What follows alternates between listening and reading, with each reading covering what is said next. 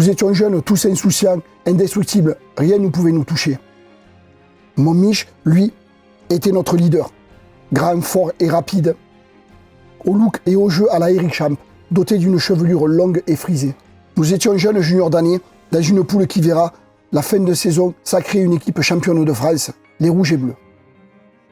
Elle comptait également dans ses rangs la vice-championne de France de l'année précédente, les Jaunes. Nos ennemis préférés, dont 4 km nous séparaient.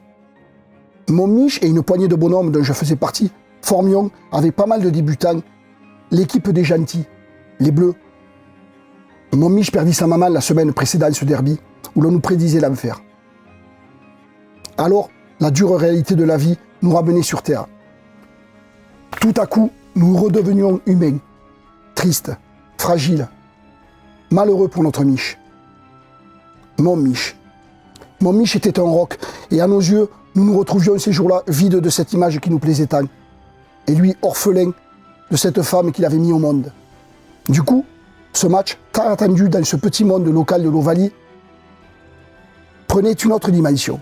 On jouait chez les jaunes, les ogres méchants, et nous, les bleus, les gentils débutants, devions relever un défi pour notre Mich dont la présence restait incertaine ce jour-là. Mon Mich habitait tout près du stade, de chez les méchants. La semaine avant, nous avions pris 100 grains contre l'équipe qui deviendra championne de France au printemps à venir, les Rouges et Bleus. La messe était donc presque dite face aux méchants jaunes. Nous sommes donc arrivés dans ce stade sans mon Mich avec l'espoir qu'il puisse nous rejoindre. Nous avons débuté l'échauffement ensemble. Le cœur serré, avec tous dans l'esprit la particularité de ce que nous vivions dans ces instants. Mon Mich serait difficile à remplacer. Dans les vestiaires, le maillot était suspendu. Et restait à quelques minutes du coup de sifflet de l'arbitre, le numéro 6, celui de mon Mich que personne n'osait endosser. Il régnait dans ces vestiaires une ambiance lourde, où notre staff nous transcenda pour être à la hauteur de cet événement. Peu de mots, mais beaucoup de regards. Et surtout des larmes qui étaient prêtes à déborder de nos yeux rougis par le sermon de notre presse. Alors eut lieu le miracle. La porte des vestiaires s'ouvrit, mon Mich apparut. Le crâne rasé, comme un signe du destin pour lui, une nouvelle vie commençait alors. Ce match en serait le point de départ. Mon Mich, notre Mich, et nous, ses frères à jamais, allions jouer sûrement le plus beau match de la saison.